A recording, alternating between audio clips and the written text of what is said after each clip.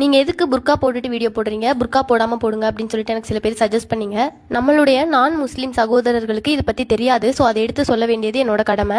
So இந்த blouse வந்துட்டு எனக்கு டிஸ்பேச், இதை வந்துட்டு இனிமேல் தான் அயனிங் பண்ணி நம்ம டிஸ்பேச் பண்ண போகிறோம். அதை தான் இந்த வீடியோவில் காட்டியிருக்கேன். ஸோ நான் ஏன் புர்கா போட்டுட்டு நான் வீடியோஸ் போடுறேன் அப்படிங்கிறத இந்த வீடியோவில் சொல்கிறேன், கேளுங்க.